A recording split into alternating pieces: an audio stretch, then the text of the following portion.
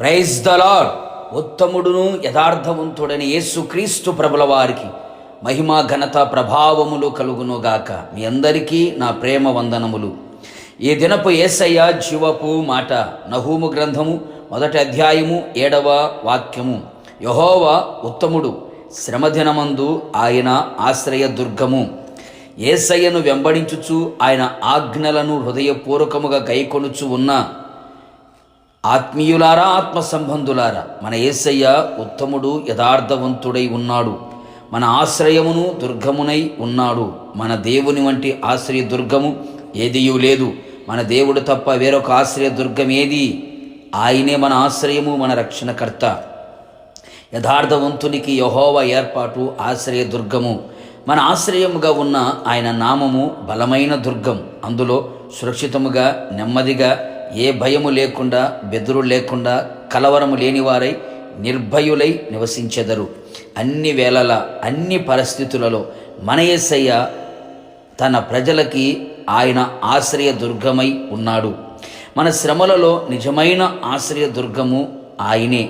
చాలా పర్యాయములు మన జీవితంలో ఎదురవుతున్న శ్రమలు, బాధలు, ఇరుకులు, ఇబ్బందులు, ఆర్థిక ఇబ్బందులు, అనారోగ్యపు పరిస్థితులు, అసమాధానపు కార్యాలు, శత్రువు కార్యములలో మనకు ఆశ్రయముగా ఎవ్వరూ నిలిచి ఉండరు. భక్తుడైన యోబు గారి జీవితంలో తనకు తటిస్థించిన శ్రమలలో ఆయన బంధువులు ఆయన యొద్దకు రాకయున్నారు. ప్రాణ స్నేహితులు మరచిపోయి ఉన్నారు. తోడబుట్టిన వారు, చిన్న పిల్లలు కూడా అసహించుకొనుచున్నారు, తృణీకరించుచున్నారు. ప్రేమించిన వారే తిరగబడి ఉన్నారు.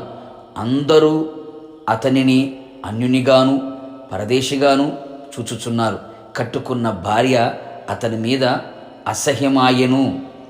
ఎందరూ తనకున్న తన శ్రమలలో ఆశ్రయం ఏమీ లేదు.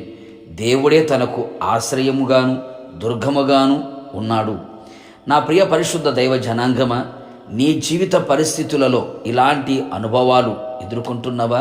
కలవరపడకు, కృంగిపోకు, బలహీనుడిగా, శక్తిహీనుడిగా మారకు. నిశ్చయముగా ఎలాంటి శ్రమలు, శోధనలో నువ్వు ఉన్నా, నా యేసయ్య నీ శ్రమలలో నీ ప్రార్థన ఆలకించి, నీ శ్రమలో నీకు తోడుగా ఉండి, నేను ఉన్నాను అని చెప్పి నీకు ధైర్యం ఇచ్చి, నీ శ్రమలో నీతో కూడా ఉండి, నీకు ఆశ్రయ దుర్గమై నిన్ను ఆదరించి, ధైర్యపరిచి, బలపరిచి, స్థిరపరిచి, తన కృపతో నిన్ను నింపి, శ్రమను తప్పించి, విడిపించి, విజయమునిచ్చి, మహిమతో నిన్ను నింపి, ఉన్నతమైన అనుభవాలలో నిన్ను నడిపించి, రాకడ వరకు ఆయనే నీకు ఆశ్రయ దుర్గమై ఉండునుగాక. ప్రార్థన. ఉత్తముడైన నా యేసయ్య, నీ పరిశుద్ధ పాదములకి కోట్లాది స్తోత్రములు చెల్లిస్తున్నా. ఈ దినము మీరు మాకు అనుగ్రహించిన మీ జీవపు మాట కొరకు స్తోత్రం. ప్రవ్వా, మీరు ఉత్తముడై ఉన్నారు, యథార్థవంతుడై ఉన్నారు. శ్రమ దినమున మీరు మాకు ఆశ్రయ దుర్గమై ఉన్నారు ప్రవ్వా.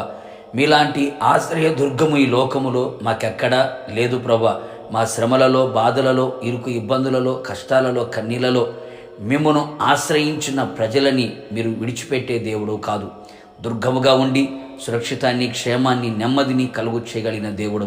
ఇదిగో ప్రభా, నీ ప్రజలందరినీ మీ చేతులు సమర్పిస్తున్నాను.